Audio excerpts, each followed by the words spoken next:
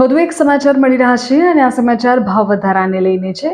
પાછલા કેટલાય દિવસોમાં પેટ્રોલ, ડીઝલ, સીએનજી, દૂધ, તેલ આ બધાના ભાવમાં વધારાના સમાચાર આવી ગયા અને હવે અમદાવાદમાં રિક્ષાનું ભાડું પણ વધી ગયું છે. રિક્ષા ચાલકોએ ભાડામાં રાતોરાત વધારો કરી દીધો છે તેવા સમાચાર સામે આવ્યા છે. તમને કહી દઉં કે ટ્રાન્સપોર્ટ કમિશનરે બેઠક ન બોલાવતા રિક્ષા ચાલકોએ નિર્ણય કરી લીધો. એસોસિએશનનું કહેવું છે કે છેલ્લા 4 વર્ષથી ભાડામાં વધારો થયો નથી, એટલે હવે ભાડું વધારી દીધું છે.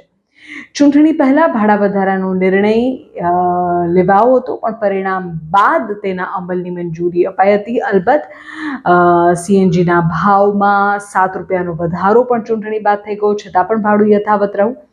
એટલે હવે એસોસિએશને નિર્ણય કરી લીધો છે કે અમે ભાવ વધારો કરી રહ્યા છીએ. જો કે રેટ કમિટીની મંજૂરી વગર જ રિક્ષાના ભાડામાં વધારો કરી દેવામાં આવ્યો છે. તો હવે અમદાવાદમાં મિનિમમ ભાડું કેટલું રહેશે અને પ્રતિ કિલોમીટર કેટલો વધારો થયો છે એ તમને કહી દઉં.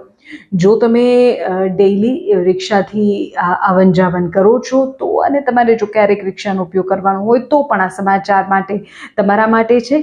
હવે 20 રૂપિયાથી 30 રૂપિયા મિનિમમ ભાડું કરી દેવાયું છે અને પ્રતિ કિલોમીટર 5 રૂપિયાનો વધારો કરવામાં આવ્યો છે. એટલે કે જે પહેલા 15 રૂપિયા પ્રતિ કિલોમીટર રિક્ષા ચાલતી હતી તે હવે 20 રૂપિયા વસૂલશે રિક્ષા ચાલક.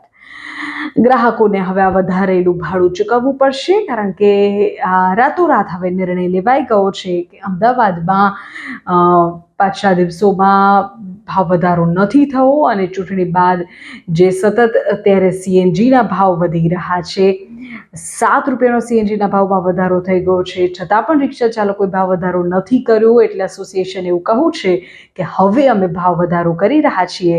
હવે તમારે 1 કિલોમીટરના 20 રૂપિયા અને મિનિમમ ભાડું તો 30 રૂપિયા ચૂકવવું જ પડશે.